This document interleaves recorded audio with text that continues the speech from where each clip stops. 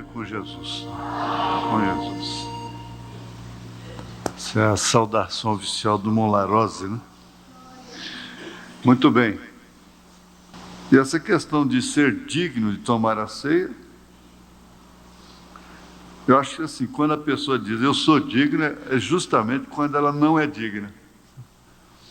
Quando a pessoa diz eu sou digno, que ela tenha cuidado com a alma dela, né? Quando alguém diz eu sou digno,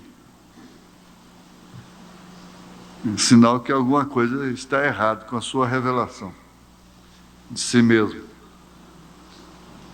Agora, se a pessoa diz não sou digna e por isso não tomo da ceia, irmão Brand disse, você está separado de Cristo. Eu acho que antes de a pessoa separar da ceia, ela deve pensar assim, eu vou me separar de Cristo. Tem que entender isso. Ah, mas eu fiquei nervosa, eu briguei, falei tanto do meu marido e bati a porta na cara dele, coisa e tal.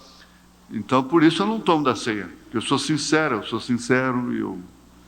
Então, aquilo fica sendo maior do que o testemunho da sua fé em Cristo. Comunhão não é o ato aqui, não é a hora aqui. Comunhão é a vida constante, é seu espírito ligado a Cristo. Você testifica, ao tomar o pão e o vinho, que você vive em comunhão. Agora, se eu tiver que ser digno para tomar da ceia, eu nunca vou tomar. Ninguém poderia tomar, nem sequer olhar para o livro. Eu acho não, esse é um termo que eu enojo, esse eu acho, porque a gente liga o rádio, tá, eu acho, é a televisão, tá, eu acho, é o jornal, eu acho, é tudo eu acho. Eu tenho uma raiva disso, que coisa. Eu acho. Mas não é isso. Eu acho que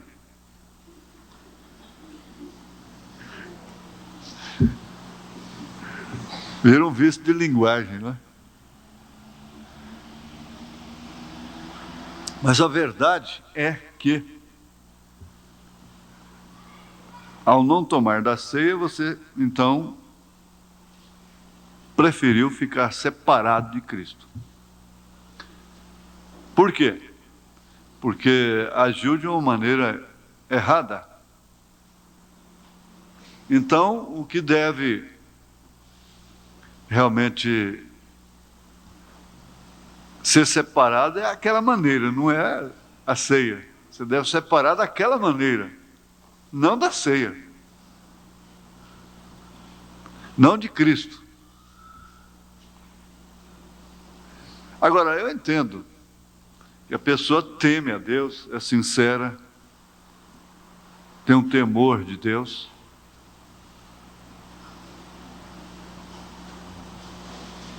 Isso é certo. E às vezes pensa agora, eu não vou tomar da ceia. Por temor, por reverência, por respeito. Mas se aquilo impede a pessoa tomar da ceia, isto quer dizer que se o rapto, o arrebatamento vir naquele dia, naquela hora, ela também não pode ir na comunhão. Porque nesse caso, em relação, ela não pode ir no rapto. Nesse caso, em relação ao arrebatamento, a subir para a glória, a ceia do Cordeiro, essa aqui se torna insignificante, porque ela não existirá mais. Ela é a matéria, tipificando, simbolizando apenas. Então, nesse caso, ela seria o mínimo.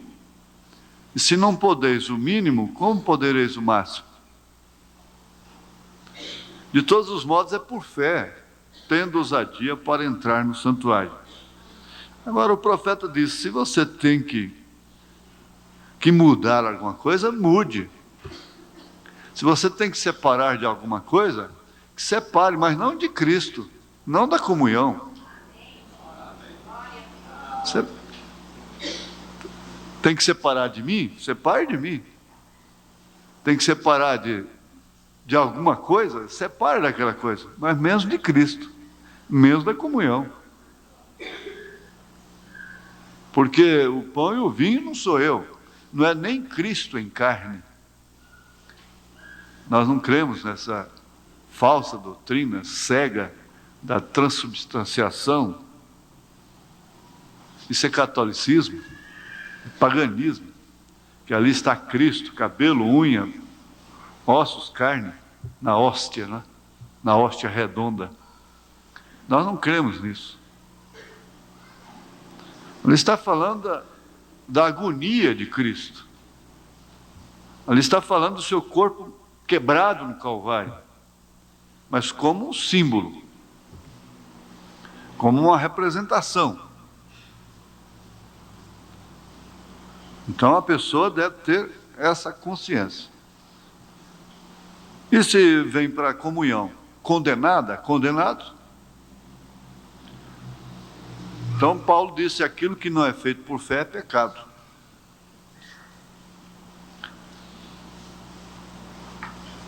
Não é, eu não alcanço média diante de Deus por ficar declarando que eu sou indigno, sou indigno, sou indigno. Ninguém faz média com Deus. Eu creio que ninguém aqui tenta fazer isso. Então, às vezes, nós queremos nos condenar, pensando com isso que nós alcançamos uma melhor condição diante de Deus. Não é por viver nos condenando, nos desqualificando, que nós vamos alcançar também uma boa condição diante de Deus. É por fé que se agrada a Deus. É por fé. Agora, todo ser humano sabe que é indigno de qualquer coisa que se refere a Deus. Isso aí encerra o assunto. Considerando, sem a idolatria, sem bibliolatria, como tem gente que faz de Jesus um ídolo, faz do profeta um ídolo, faz da Bíblia um ídolo, então seria bibliolatria. Quer dizer, sem bibliolatria, sem idolatria para com a Bíblia, nós somos indignos até de pegar nesse livro. Sem nenhuma idolatria, né? Nós não temos condição nem de abrir o livro. Mas isso está relacionado, plenamente preso, relacionado àquele para o qual essa Bíblia aponta, representa essa palavra. Então, quando ela é tomada como tal, como a palavra de Deus, ela deve ser tomada com reverência, com respeito. E essa reverência, esse respeito, sem nenhuma superstição, sem nenhuma idolatria, é que nos dá a dignidade, é que nos faz dignos. Então o irmão Branham você diz, irmão Branham, você é digno? Ele diz: não, eu não sou digno. Ele diz: você diz, eu não sou digno, irmão Branham. Ele disse: eu também não. Agora, se você fosse herdeiro, seu pai tivesse aí $1 milhão, você seria o herdeiro daquele $1 milhão, quer seja digno ou não. O que importa antes de tudo é saber se você é filha de Deus, se você é um filho de Deus. Isso é que importa antes de tudo. Porque aí você é herdeiro, não é por dignidade. É um direito adquirido desde antes da fundação do mundo, confirmado no Calvário. Então Satanás não pode tirar isso de você. O filho pródigo foi para a situação que ele foi. Mas a sujeira, tudo que lhe aconteceu, não pôde mudar seu sangue, tirar o sangue do pai que estava nele. Ele continuava sendo filho. E o profeta disse: pode deixar que Deus vai tratar com você se você é filho. Você sabe, quando vem uma nota aí sobre um irmão que partiu, memória, coisa e tal, então a pessoa, o filho que anda errado, ele tem um temor diferente dos outros. Ele passa a pensar: uma hora dessa eu estou dentro do caixão, eu vou enfrentar isso aí. Um dia a igreja vai se pôr de pé em memória de mim, e eu não sei que dia que vai ser esse. Pode ser a semana que entra, amanhã, pode ser daqui 1 ano, 2, 10, 20. Mas um dia, se Jesus não vier buscar a sua igreja, ela vai se colocar de pé em memória de mim, ouvindo somente crer. Bom, nós temos que parar, senão vira pregação, né? A coisa é boa, né? Pois bem, vamos ficar de pé, irmãos. Vamos ler a Bíblia. São Mateus capítulo 11. Verso 25 ao 30. Evangelho segundo São Mateus, capítulo 11, 25 a 30. Agora, hoje eu descobri, outro dia nós descobrimos aqui a Bíblia guarda-chuva. Hoje nós descobrimos a Bíblia Step. Bíblia de Step. Então tem um irmão, assim, ele faz o seguinte: ele deixa uma Bíblia guardada num determinado lugar. Aí ele vai para o trabalho, coisa e tal, o dia que então ele chega aqui, ele tem a Bíblia dele, a Bíblia de Step. Mas hoje então, uma pessoa falou: olha a sua Bíblia. Ele disse: não, hoje eu trouxe a titular, né?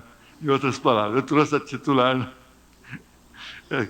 É porque essa é para a semana, quando eu estou para o serviço, de lá eu já venho para cá, então é a Bíblia de Step. Falei: ó, tem a Bíblia de Step. E eu tenho esses Step há muito tempo, tem uma num carro, tem uma no escritório, tem uma no estúdio, tem uma na mesa, onde eu vou tem uma Bíblia comigo, né? Eu preciso dela, né? Então eu tenho vários Steps, hein? Entendi isso. Muito bem.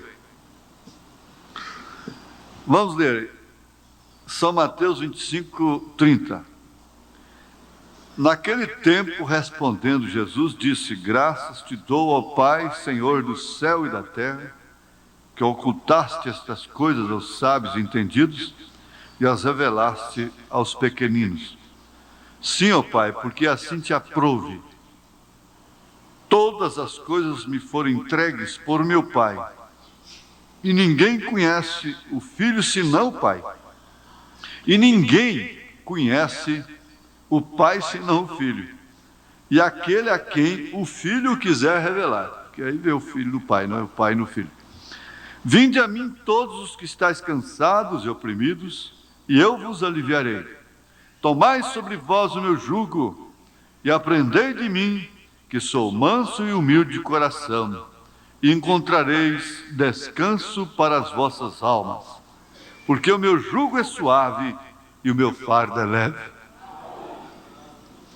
Te damos graças, Senhor, pela Tua palavra, pela Tua presença, pela presença desse povo, dessas irmãs, desses irmãos, e daqueles que não puderam vir, por motivos diversos. Agradecemos por toda a igreja, em todo o Brasil, em toda a terra, por todos os teus filhos espalhados por essa terra.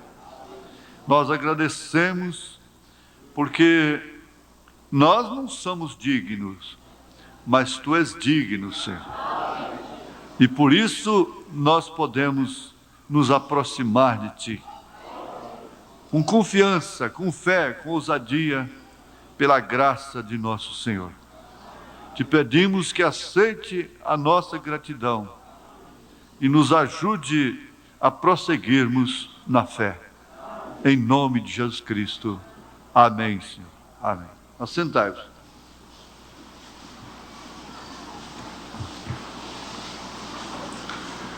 A Visão de Patmos é o segundo volume das 7 eras da igreja.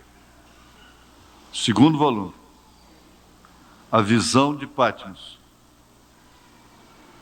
Nós vamos repetir um pouco, passando assim por cima, não é? De domingo passado à noite, para então darmos sequência. Vou dizer-lhes algo acerca dos sabatistas que dizem que nós estamos equivocados quando nos reunimos no domingo, o primeiro dia da semana. Aqui está o que disse Justino no segundo século, documento histórico, né? História da igreja.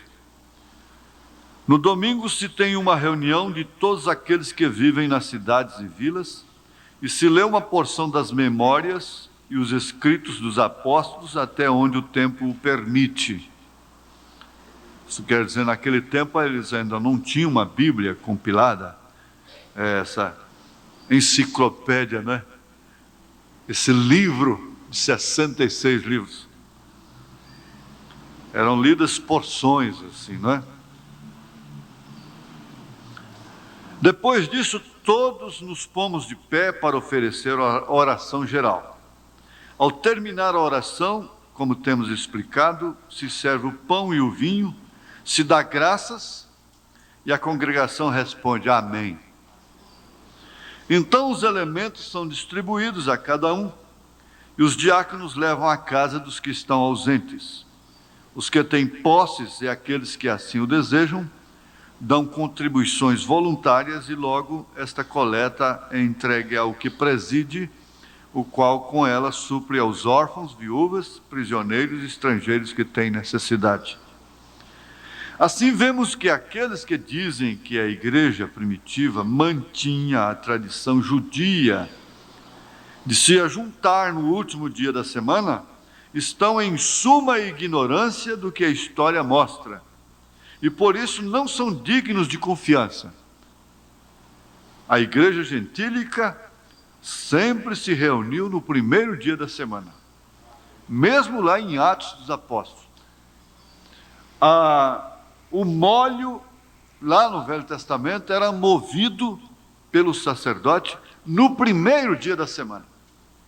Isso vem de lá, em outra mensagem, o irmão Branham mostra isso. Aquelas pessoas podiam vir a ele e encontrar aquele repouso, aquele descanso, porquanto há um gemido em todos os corações por aquele repouso, por aquele descanso. Descanso este para o qual o sábado apontava lá no Velho Testamento, que é o Senhor Jesus Cristo. Vinde a mim todos que estáis cansados e oprimidos.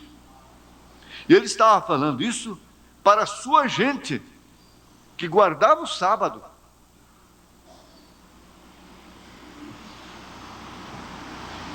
Agora, infelizmente, a maioria não conhece esse descanso, não conhece essa resposta de Deus.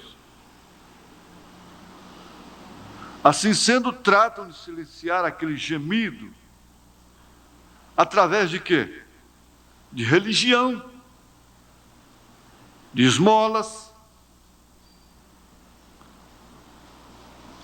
de certas até penitências, não é? Guardando certos dias, ou aceitando dogmas e credos denominacionais. Porém, quando isso falha, então regressam ao quê? A bebida, a bebedeira e a todo excesso físico, crendo que por meio dos prazeres mundanos encontrarão satisfação. Aí nós falamos, cada dia eles inventam um novo esporte estrambótico. Cada dia que passa. Mas uma besteira, uma tolice, como diz o irmão Branham. Tolices para enganar, para trazer lazer.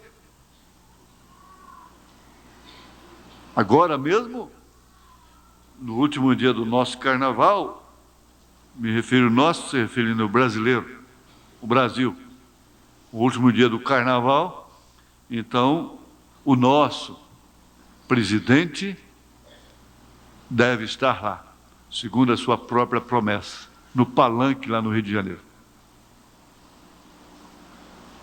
E o que significa carnaval a essas alturas? O que significa Natal? O que significa a Semana Santa?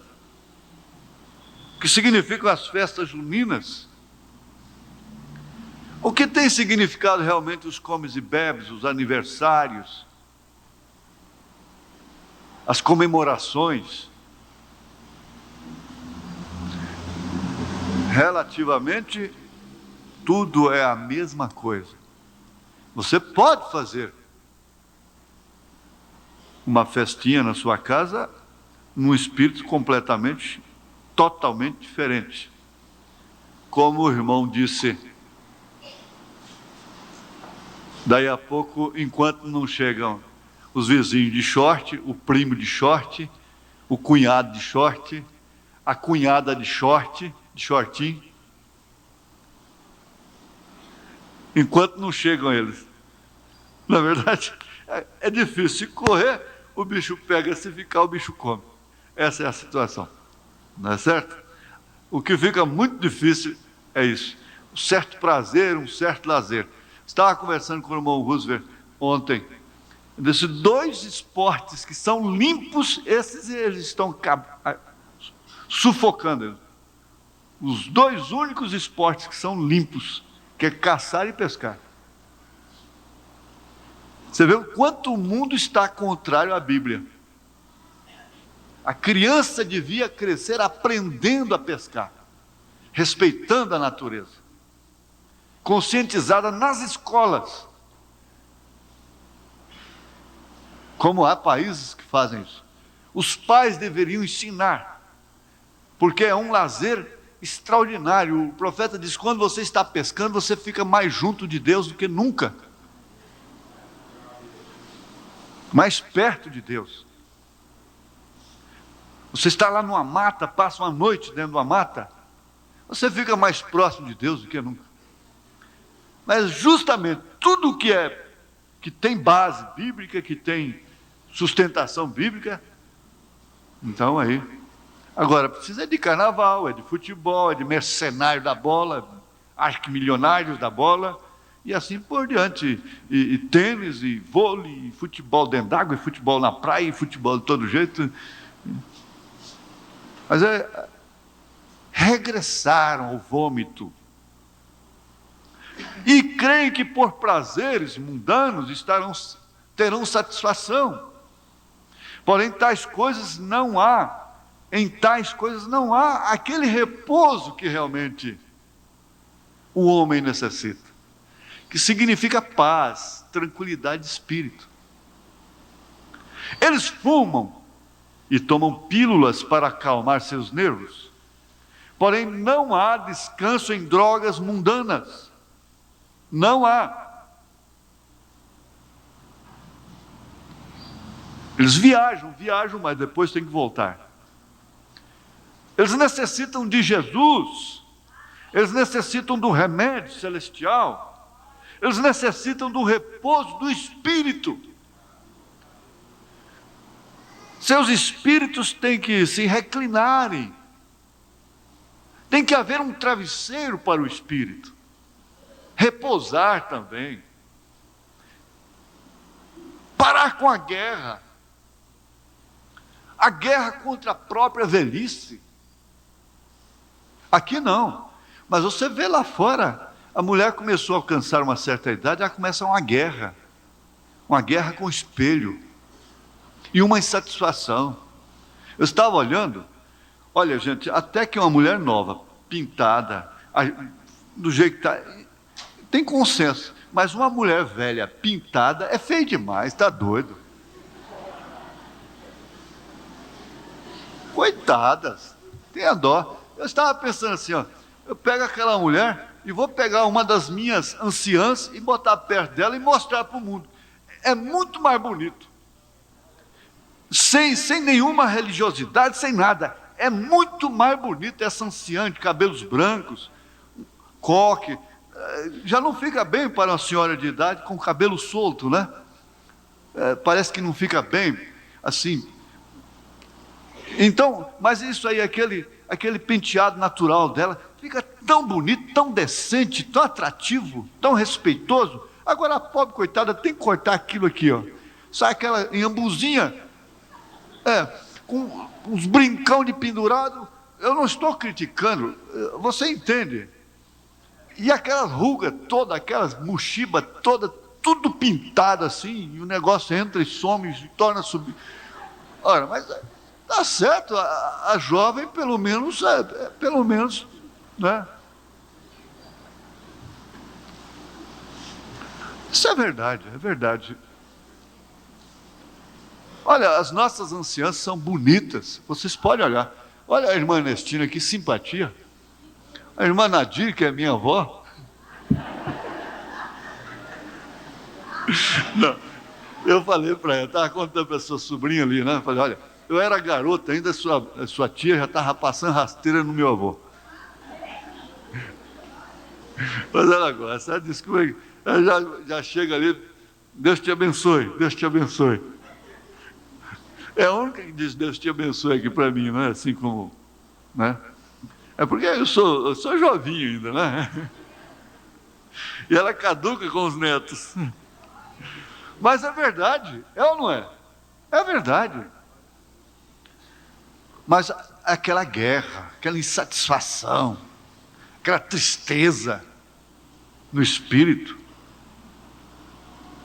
gostaria que se houvesse uma pílula para tomar e voltar, e para mostrar o que ela não mostrou no tempo dela.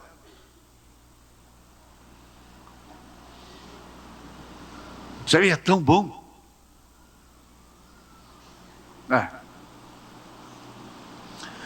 Então a maioria assiste à igreja no domingo. Isso está bem. Porém, ainda assim não tem ideia de como chegar a Deus, nem de como adorá-lo. Jesus disse que a adoração verdadeira é em espírito e em verdade. São João capítulo 4, verso 24. Porém, que classe de adoração encontra alguém numa igreja que conhece tão pouco de Deus, sem revelação, que no Natal coloca um Papai Noel e na Páscoa um coelhinho? Um coelhinho. Você vê como é que o comércio está tudo aí. É o batismo do chocolate. Vamos vender chocolate esse ano, que não é brincadeira. Tomara que chegue a Páscoa, porque minha firma está quebrando. E na Páscoa um coelhinho. Onde receberam isso? De onde veio isso? Que foi que nós perguntamos domingo passado. O oriental, a mulher oriental lá do Oriente, herda um tipo de vestuário num calor tremendo, às vezes, ora sob neve, mas ora sob calor que não existe aqui, calor de deserto. Mas por quê? Elas herdaram dos hebreus. Todos eles. Já os ocidentais, ou nós aqui, os gentílicos, vamos dizer assim, vestimos dessa forma, gemendo, como se estivesse fazendo um favor para Deus. Botar um vestidinho mais comprido, mais frouxo um pouco, é um favorzão que está fazendo para Deus. De onde é que herdou isso? Dos pagãos. Os nossos costumes vieram dos pagãos. A nossa cultura é pagã. É questão de cultura, é cultura mesmo, não resta dúvida. É questão de cultura, só que ela é pagã. Nós viemos de cultura pagã. Nós temos que entender isso e aceitar, porque é verdade. Então, onde receberam isso? Isso é uma boa pergunta para ficar grifado. Você disse, onde eu arranjei esse espírito? O irmão Brana ouviu um pregador no rádio e disse, eu peguei um espírito com ele. Ele disse, onde é que você pegou esse espírito? Eu sei onde. Você sabe onde que você pega certos espíritos, até certa linguagem? Você sabe onde é. Você sabe onde é. Onde é que receberam isso? De quem receberam isso? O receberam dos pagãos. Olha, que é o parágrafo 21 da mensagem A Visão de Patmos, volume 2 das 7 eras. Está confirmado aqui, ó. O receberam dos pagãos. Não foram dos hebreus, que não foram pagãos. Você se lembra que aquele rabino disse para o irmão Brana, vocês são os pagãos. Vocês dividem Deus em 3 partes. Porque os hebreus não fazem isso. Eles não creem em 3 pessoas. Eles só não creem que Jesus, que morreu lá no Calvário, é o Messias. Mas eles sabem que quando o Messias vier, ele não é uma segunda pessoa. Ele será Emanuel, Deus conosco. Isso porque eles estão cegados a respeito de Jesus Cristo. Mas quando ele se manifestar a eles, então eles vão saber como os filhos de Jacó, os irmãos de José, reconheceram-no lá no Egito. Então veja, receberam o quê? Dos pagãos. Gente, esse nível de vida falso que existe, por isso que há esse clamor, é como um grande comentarista, um homem que analisa, a gente vê que ele analisa sem paixão partidária, sem nenhuma revolta. Ele diz assim, como é que ele diz? Deixa-me ver, dentro dos termos bem apropriados. Falando sobre a máquina do Estado. O Estado quer dizer a nação, não é? A máquina você compreende, funcionário, forças armadas e estatais e tudo. Ele diz, o país não tem uma máquina, a máquina é que tem um país, para viver em função dessa máquina. Esses impostos que vocês estão vendo aí, impostos,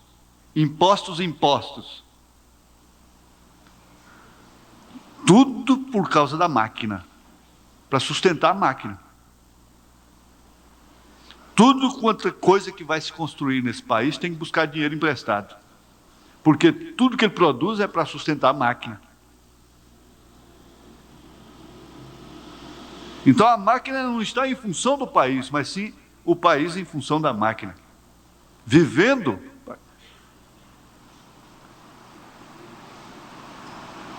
E com isso, o que acontece? O povo, de um modo geral, não se contenta mais. O povo está infeliz constantemente, porque não há nível que satisfaça o povo. Eu estava dizendo, olha, é difícil, você poderia assumir uma criança, 2 crianças, 2 netos, por exemplo, uns netos que, por certa circunstância, precisam de apoio. Mas não tem como você assumir aquelas crianças, por causa do nível que eles querem sustentar, não tem jeito.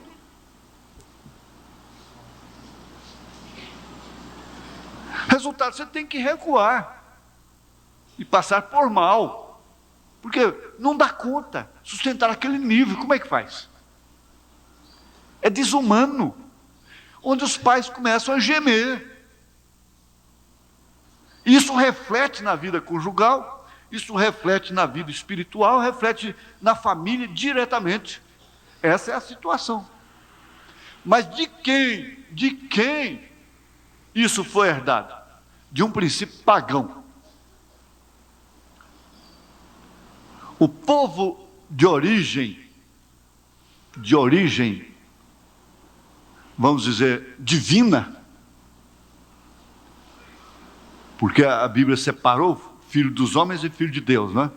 O povo de origem divina, ele tem método de vida. Método. Até o casamento. Está certo que eles se comprometem ainda, crianças, com 7 anos de idade. Às vezes uma menina se compromete com um menino. Mas eles não começam para lá e para cá, para lá e para cá, para lá e para cá, e já agarradinhos, e com 12 anos, 13 anos, daqui a pouco ela já está barrigudinha. Não é assim, não. E está doidinha, apaixonada. Não é assim, não. Eles se comprometem e somem. Eles somem. Eu conheci um caso desse aqui, uma média. Quase todos eles é uma média. Igual o nordestino nosso aí. Quase todo mundo é Raimundo. Né? Então, é Mahomet, né?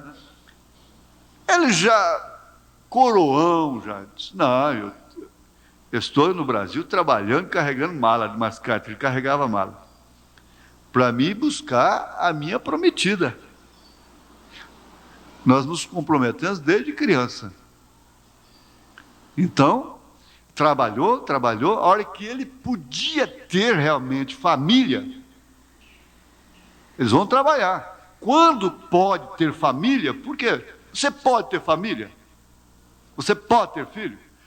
Posso, sim, posso, dentro dos meus limites. Tem a ver um limite básico, não é? É claro. Então, quando eu posso ter família, então eu volto lá agora, e de fato ele voltou, e daí a pouco chegou com a síria dele já enrugadinha, já, mas era dele. Eles não conviveram. E aquele rapaz falou para mim lá no aeroporto de São Paulo, ele disse, olha, eu me comprometi com a minha esposa aos 7 anos de idade. Nós nos casamos, eu estava com 22 anos. Nunca tinha pegado na mão dela sequer. Nunca. Nem na mão dela eu não peguei. Durante esses anos todos. Isso ele me evangelizando, né? Ele pregando para mim, lá no aeroporto. Onde é que eles receberam isso? De onde veio essa tradição? Essa cultura, vamos dizer. Vocês sabem. Veio lá do povo de Deus, veio lá dos patriarcas. Não é certo? Mas nós recebemos dos pagãos. E agora, o que fizeram? Fizeram disso também doutrina para a igreja. Porém, quando alguém se entrega ao Senhor e é cheio do Espírito Santo, então deixa todas essas coisas. Tem um repouso em sua alma. Descansa em sua alma. Não tem remédio, comprimido que possa descansar espírito. Eles inventam drogas, diazepam e tudo mais, que é sempre um excesso, porque a mulher, o homem carrega diazepam, Valium no seu corpo, o organismo contém isso naturalmente. Então tudo que vem mais é excesso, é acúmulo. A ciência diz que se a mulher não tivesse diazepam no corpo dela, ela não queria nunca ter o segundo filho. Nunca.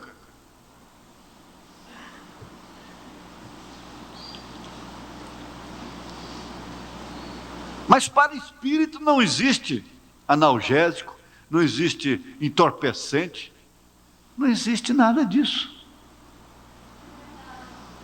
Para espírito é coisa espiritual. Então, quando Jesus disse, vinde a mim, todos que estáis cansados de alma, de espírito, Vinde a mim. Veja aqui. Verdadeiramente você começa a viver e a amar a Deus e adorá-lo. Isso descansa sua alma. E sua alma, uma vez descansada, você tem mais saúde também no corpo. Seu corpo terá mais paz também. Você pensa, mas eu luto tanto, eu sofro tanto, e eu sou tão atribulado, Mas pense você um pouquinho, se você não tivesse o descanso que você tem na alma, o que seria de você? Você acha que se você não fosse de Cristo, você estaria sem lutas? Como mãe, como pai, como pessoa, como ser humano? Você está vendo aí como eles estão lá fora. Não há segurança no mundo mais. Acabou. Não tem jeito. Agora estão estudando pena de morte. Como se a pena de morte trouxesse segurança para eles. Mas não vai trazer. Não tem jeito. Voltemos à nossa escritura. Sabemos o que o dia do Senhor não é. Nós sabemos o que o dia do Senhor não é. Não é sábado. Se não é o sábado, nem o domingo, então o que é? Bem, digamos assim, hoje certamente não é o dia do Senhor. Este é o dia do homem. Nós estamos vivendo no dia do homem. É a obra do homem, o trabalho do homem, a igreja do homem, a ideia do homem acerca da adoração. Mas isso é tremendo, hein? Isso é tremendo.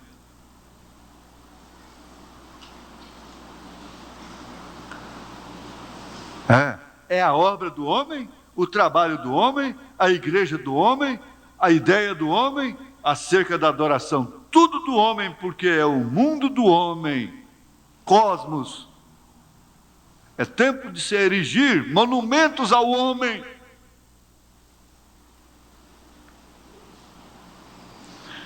Porém, o dia do Senhor está por vir. Se tem o dia do homem, tem o dia do Senhor também. Tem o dia da caça, tem o dia do caçador, tem o dia da caça. Porém, o Senhor está por vir. Assim é. Somente é que neste tempo da revelação de Jesus Cristo, João foi levado pelo Espírito e foi transportado pelo Espírito àquele grande dia que está por vir. O dia do Senhor é quando os dias do homem são acabados. Agora então entra o dia do Senhor. Entra o dia do Senhor. Que coisa boa. Aleluia. Os dias do homem são acabados. Os reinos desta terra então serão os reinos de nosso Deus. Tudo está na mão do homem. Essas leis da televisão, do rádio, para a gente manter um programa de rádio é um sacrifício. Além de pagar caro, ainda tem que estar humilhando, tratando. Os reinos desta terra então serão os reinos de nosso Deus. O dia do Senhor será quando caírem os juízos. E depois disso vem o milênio. Que dia glorioso. Agora o mundo faz o que quer com o cristão. Humilha o cristão. Persegue o cristão. Zomba do cristão. Lhe dão toda a classe de nomes malvados, pegam seus erros e fazem daquilo sempre escândalos, escarnecendo-se dele. Porém, vem aquele grande dia quando eles se lamentarão e gemerão, porque o Cordeiro vem em ira para julgar o mundo. Ninguém queira experimentar a ira de Deus. Então é como nós estávamos conversando ontem, a terra saiu do eixo, e por isso que veio chuva. Chuva é uma bênção alternativa, é uma alternativa. É causada pelo juízo, pelo pecado. O certo é não chover, você não pode ser incomodado com chuva, com tempestades, com enchentes. Para dar alimento não precisa chover, uma neblina apenas. Então eles não tinham, quando a terra estava no seu lugar, ela vai voltar para o seu lugar, porque tudo vai retornar. E ao voltar para o seu lugar, todo o ouro terá que voltar para o seu lugar. Todo minério, tudo que há na terra, ela será recomposta novamente, do jeitinho que era. Não tenha dúvida disso, isso é verdade. Tudo voltará para o seu lugar. E ela própria, trabalhando fora do eixo, com essa inclinação, ela está cansada. Se você se assenta de uma maneira sem postura, sem a postura mesmo anatômica, você vai contrair uma dor lombar, uma coisa, um problema de coluna. Você não está sentindo nada, mas aquilo é com o costume. Você tem que trabalhar sentado, trabalhar na postura correta. Então a gente fica aí 10 minutos deitado numa cama quando tem problema de coluna. Você tem que estar virando para lá, virando para cá. Por quê? Isso já está, tem alguma coisa que está fora, tem uma inclinação maior, uma curvatura maior, ou então uma retificação, alguma coisa anormal no organismo. Então aquilo causa dor, aquilo causa gemido, e por isso a terra, a natureza está gemendo para a manifestação dos filhos de Deus, porque ela sabe que então ela voltará para o lugar certo. Ela não precisa de tempestades, e sofrer estas erosões. Ela não vai precisar nem do mar, que é a verdadeira fonte de oxigênio, de vida. E até o mar não existirá mais, formando barreiras. Acabou. Aleluia. Então é quando os justos, vejam, os justos terão seu dia com o Senhor. Os justos terão o seu dia com o Senhor, porque os malvados serão queimados, e os justos caminharão sobre suas cinzas, entrando ao milênio. Malaquias 4:3. E pisareis os ímpios, porque se farão cinza debaixo das plantas de vossos pés, naquele dia que farei, diz o Senhor dos exércitos. Isto quer dizer, isto é assim, diz o Senhor. Gente, o assim diz o Senhor é trovão. Quando o irmão Brana dizia assim diz o Senhor, a pessoa podia estar morta, podia estar esbagaçada no chão, como o caso daquela criança lá na Finlândia. Se viesse assim diz o Senhor, ele chamaria o mundo para ver a ressurreição de Washington, que está há séculos na sepultura. Assim diz ele. E quando ele dizia assim diz o Senhor, podia ser o que for, acontecia. Ele disse para a irmã Musa, peça $1 milhão, isso virá aqui na sua mesa. Agora, quem vive gemendo, perdendo sono para ganhar numa loteriazinha, hein?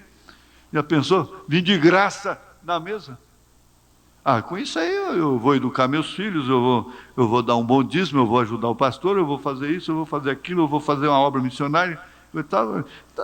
Calha bem, irmão Breno, eu quero $1 milhão.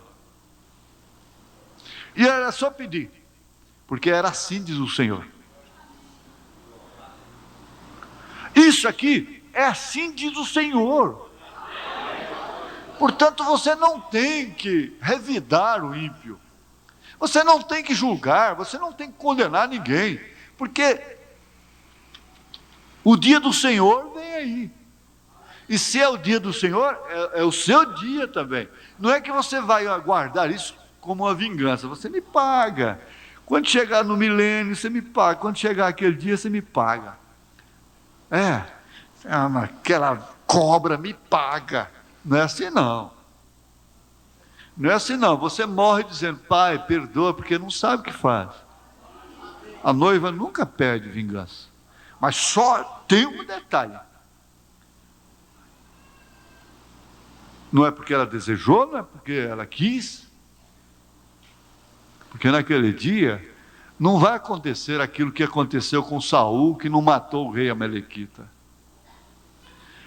Naquele dia não vai acontecer aquilo que acontece conosco, que deixa um opróbrio entrar numa família, que marca aquela família para o resto da vida.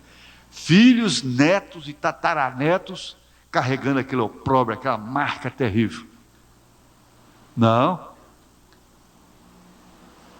Não é assim. Vai virar cinza mesmo. Vai adubar a terra.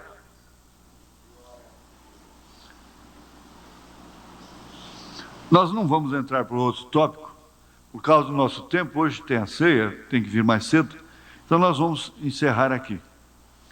Agora fica essa lembrança, essa marca gostosa. Você pega a sua mensagem, eu acho que você deve, cada família, pelo menos cada família, não digo cada membro, não é? Mas pelo menos cada família, ter as 7 eras da igreja, os 7 selos.